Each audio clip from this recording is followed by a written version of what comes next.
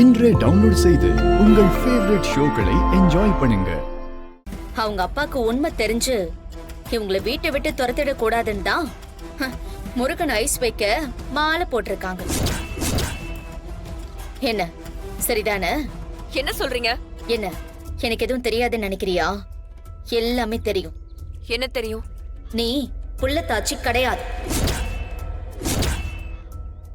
உனக்கு உண்டானதும் போலி கர்ப்பம். இது நீங்க டெஸ்ட் பண்ண முதல் நாளே எனக்கு தெரியும். உங்க அப்பாக்கு இந்த உண்மை தெரிஞ்சா தாங்கிக்க மாட்டார்னு புள்ளத்தாச்சி மாதிரி நடிச்சுக்கிட்டு இருக்க. அதுக்கு உன் புருஷன் வேற துணையா இருக்கான். நான் நினைச்சிருந்தா இதை எப்பவோ உங்க அப்பா கிட்ட சொல்லிருக்க முடியும். அப்படி சொல்லிருந்தா என்ன ஆகும்னு கொஞ்சம் யோசிச்சு பாருங்க. பெத்த பொண்ணே பொய் சொல்லிட்டான்னு நெஞ்ச புடிச்சு சரிஞ்சு விழுந்தாலும் ஆச்சரியப்படுறதுக்கு ஒண்ணும் இல்ல. அப்படியான ஒரு தருணத்துக்காக தான் நானும் காத்துக்கிட்டு இருக்கேன். நான் உண்மையை சொன்னா அடுத்த நிமிஷமே உங்க அப்பா அப்படியே நெஞ்ச புடிச்சு சரிஞ்சு விழுந்துருவாரு. ஏய், என்ன சொன்ன?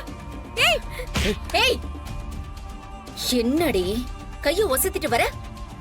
அன்னைக்கு என் கைய நீ முறுக்கினப்பவே உன் கைய உடைச்சு போட்டிருக்கணும். அன்னைக்கு நான் விட்டுட்டேன். ஆனா இன்னைக்கு ஏன் முன்னாலே என் பொண்டாட்டி மேல கவிப்பியா? மாலை போட்டிருக்கேன்னு பாக்குறேன்.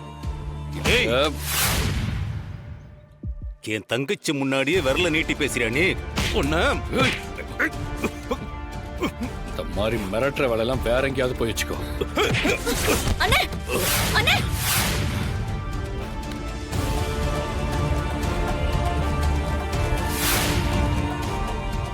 உன் பொண்டாட்டி என் கைய முறுக்குனா நீ என்னடானா என் அண்ணன் கழுத்தை நெரிக்கிற? உன் கைய உன் உடம்புல இருந்து எடுக்கிறனா இல்லையான்னு பாரு. ஏய், இந்த பூச்சாண்டிகளா நாங்க பயப்பட மாட்டோம். உன்னால முடிஞ்சா பாத்துக்கப்ப. சரியான நேரத்துக்காக தான் வெயிட் பண்ணிக்கிட்டு இருக்கேன். உங்க அப்பங்கிட்ட உண்மையை போட்டு உடைச்சு உங்க ரெண்டு பேரையும் நடுத்தெருவுல நிக்க வைப்பண்டி. ஏய், என்னைக்கா இருந்தாலும் எங்க அப்பாவுக்கு தெரியதானே போகுது. நாங்க எல்லாத்துக்கும் தயாரா தான் இருக்கோம். வா கதிர், வா.